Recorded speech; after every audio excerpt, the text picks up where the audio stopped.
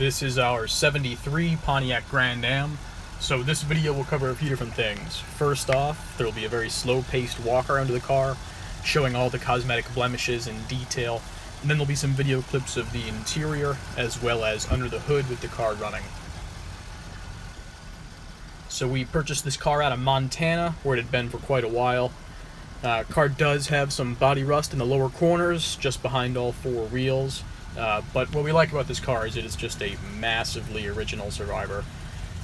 Put a paint gauge everywhere, anywhere from 3.9 to low 7s, indicating one partial respray, but car has no filler anywhere on it. It's never been restored, so despite these little bubbles, it's just a nice, honest, largely original car.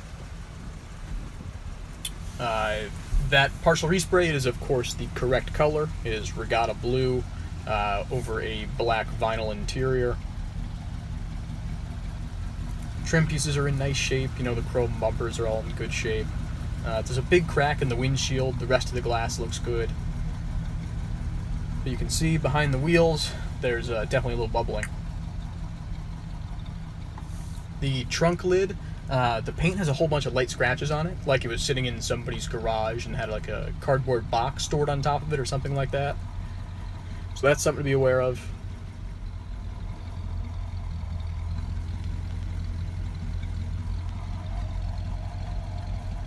The odometer does function, reads just over 38,000. Have to believe it's rolled over, but that is functional, as are all the other gauges.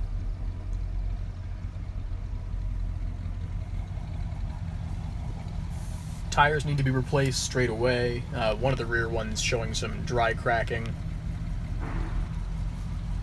Wheels are in good shape. The centers show just a little bit of oxidation. The trim rings are in really nice shape, though.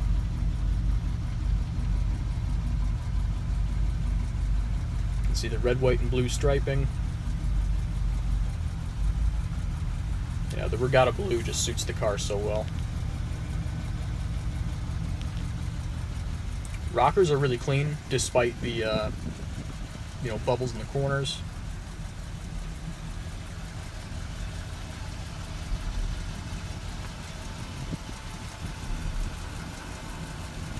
Take a look at the listing on our website for a whole bunch of underbody photos, because that's probably the strongest point of the car.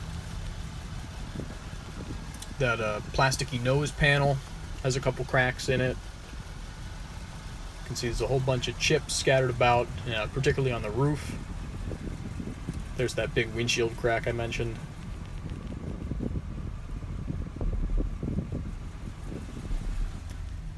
Then onto the interior. Door panels are in really nice shape. No crushed armrests or anything like that. Really, really good. I believe it's the original steering wheel. It had a pretty thick cover on it, so it survived in excellent shape. Feels really, really nice in your hands. Dash top is in good shape. Has two cracks. One that's just forward of the steering wheel, which is fairly significant. The other one's very minor. So you'll see that here.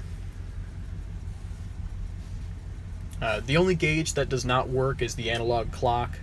The rest of them all are good, including fuel gauge, like I said, odometer. The fan and blower are good. Car does not have air conditioning.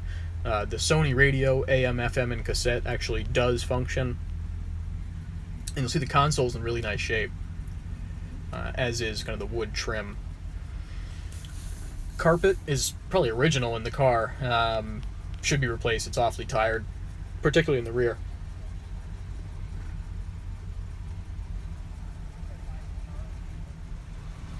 Seats, again, tired but original. That's what we like to see. So you could either, have these reupholstered for the first time or throw a seat cover on them. But, yeah, burst seams, driver, of course, shows more wear than the passenger. Rear seats look really good.